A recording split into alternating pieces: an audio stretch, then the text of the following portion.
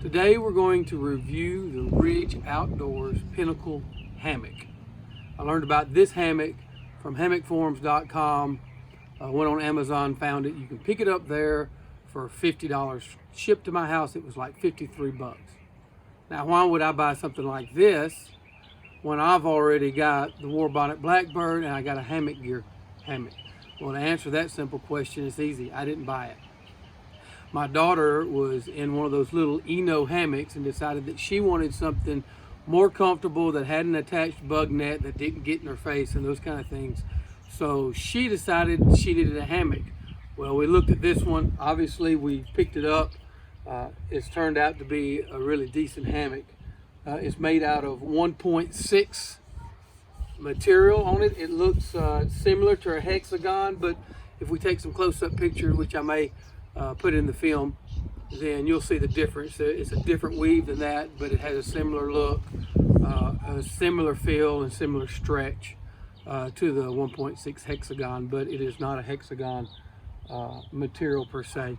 As you can see, it comes with the zippered bug net that you can fold right behind you. If you want to, you can completely zip it off, and right here you have a bug net pouch on the end, so you cannot completely remove the bug net, but you can unzip it and it'll store back into its own pouch. It must always stay here. You have this pocket organizer on the ridge line. It moves up and down wherever you want it to be at, and once weighted, it still moves fairly easily. So as you look at this, you'll notice the ridge line that we have here. This is not the ridge line that came with this hammock. We put a Dyneema ridge line on it because I didn't like what they had originally. What they had originally was paracord, and this is the original ridge line. It's that reflective paracord. As you can tell that it's orange, but it stretches. One of the things that, whether you decide to change the ridge line out or not, that you should be aware of is whenever I went to take this ridge line off, one end, when I pulled out the continuous loops, one end completely fell off the loop. It wasn't even tied very well. They didn't catch the tail whenever they tied it, and it was just loose on there. And whenever I took the ridge line off, it just fell completely off. The other side was tied on there. It came off really easily. It's not a hard knot that they put in there. So whether you change this or not, you owe it to yourself to loosen up the end of the hammock and just check the ridge line and make sure that it's tied and it's not about to come off. Not only did we replace the ridge line, but we also replaced the loops. What comes on those loops is a flat piece that comes in here, just a strap about half the width of this, that is sewn on there. They appear strong, but I like loops better. And this is a Amsteel continuous loop that's mounted on there. And since we're at this end, this is the strap that comes with it. The one thing that seems to be different from this daisy strap to the other ones that I've purchased or that's come with other hammocks is this is it. That's your adjustment length. So in order for you to have the proper amount of adjustment, even with this massive cedar tree that I've got it wrapped around, it still doesn't have very much adjustment on it. On my personal hammock, I've got the D-rings that I use. Sometimes I swap them out. I've got some whippy slings. Whippy slings have some similar issues. You cannot cinch them all the way up. But just be aware on these that you may have to wrap around the tree twice or so in order to get it to where it'll adjust to where you want it at. Now, one of the things that are neat about this hammock, as we said earlier, it's not an expensive hammock. $53 by the time I paid tax and all to the house. It comes with these pack hooks, which are for your underquilt.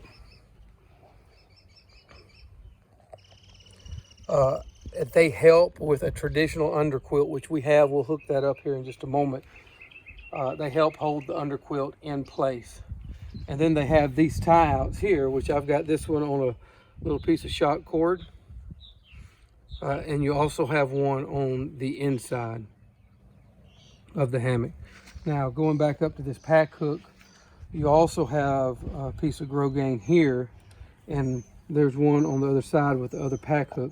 So if you wanted to, you could make or buy a peak shelf that would attach to those two and then hook here, just to have a place to put stuff inside your hammock. So when you go around the hammock, you've got 4 of each. You've got 4 of the pack hooks, 4 of the tie outs, and then this tie out here helps to pull the hammock away from your face. Now I've used it with and without the tie out, and I've not had any trouble with the bug net getting into my face. We'll zip this back on real quick just to kind of show you.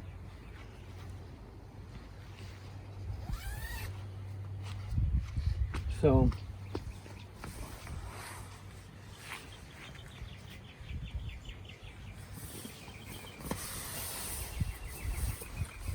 now while I'm getting in here and we're looking at these zippers, what you do need to know is this hammock, you can get in on either side, but there's only 2 zippers that are on this hammock. So you have to zip them all the way around to the other side if you decide that the way you like to get in and out of your hammock is on the other side.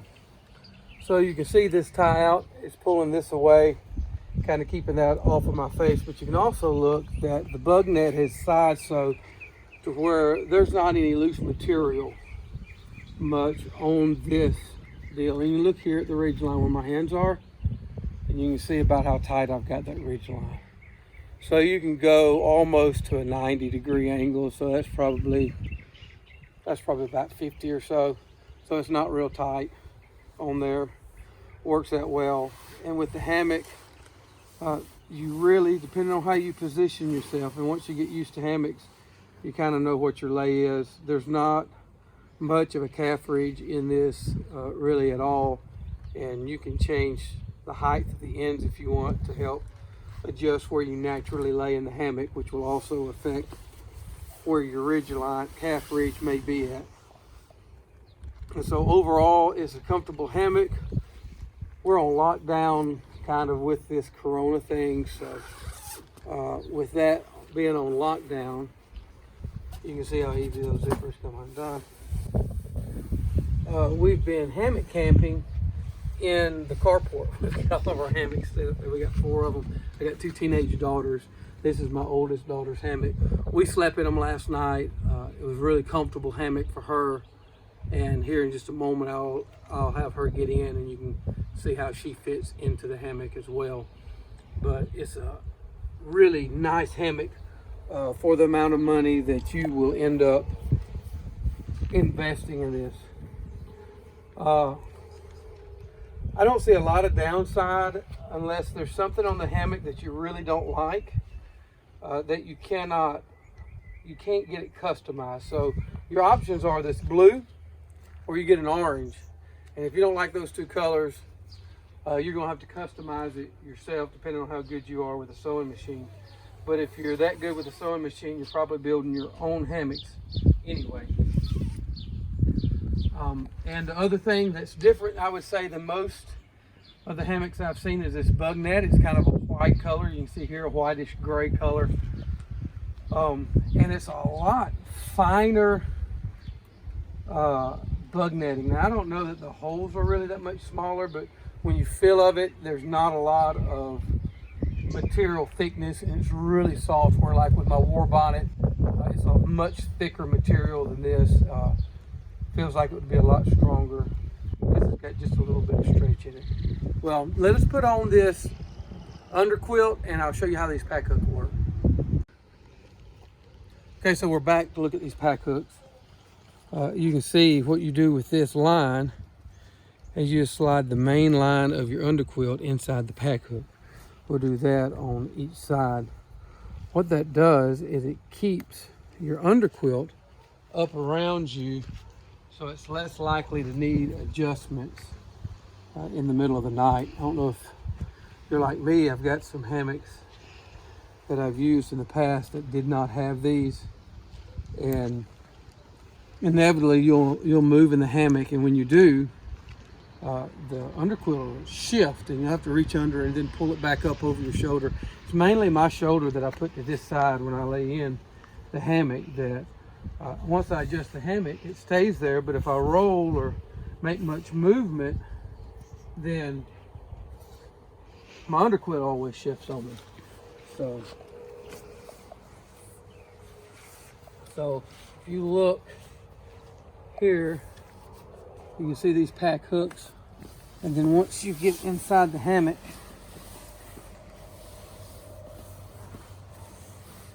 and you reach out and adjust it, and those pack hooks help that to stay adjusted right. So that's the main thing with those pack hooks. And then even here with this pull out, it even works whenever you've got your underquilt on to help open that up. This is a Hammock Gear premium underquilt that we've got on here.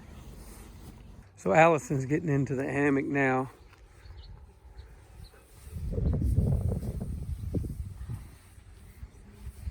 You can kind of see how she adjusts in there and see how the lay is in there, and the calf ridge. We'll go here and you can see, let's push this up out of the way.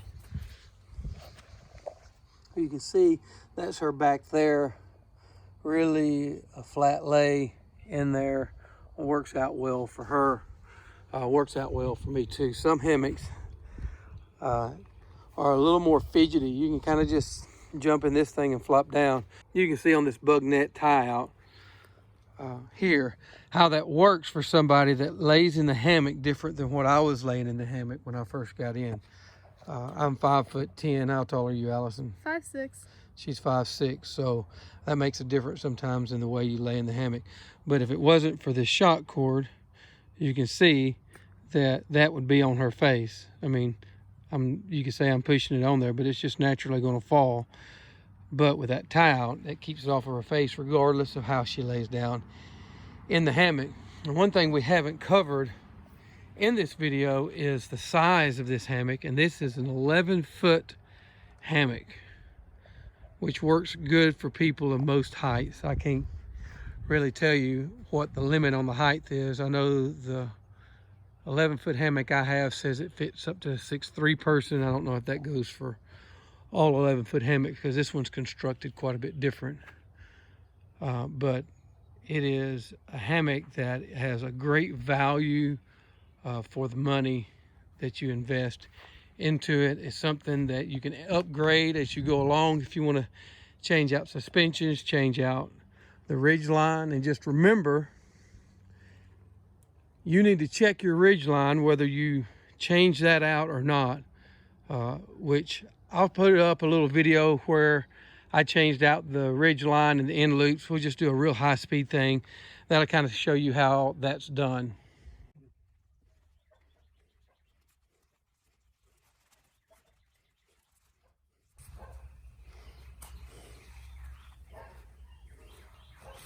Well, did you see that? That knot just pulled right out. That would not have been good if you Fell? Oh yeah, if I put much weight on that, I can't believe that was like that. See how the other end looks. We'll watch this in here, and then we can just Pull through? Is that your stomach? Yeah, my stomach. I think it's mad at me for eating so much chicken. It's not happy right now. I watched that thing through there, but now you gotta pull it back through. Maybe we can just cut it.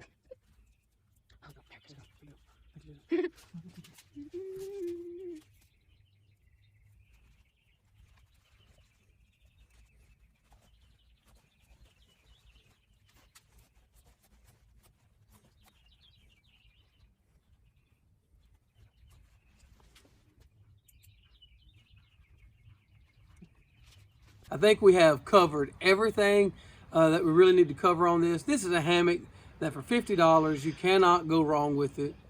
The only drawback that I see in it is the ridge line and the end loops that you have.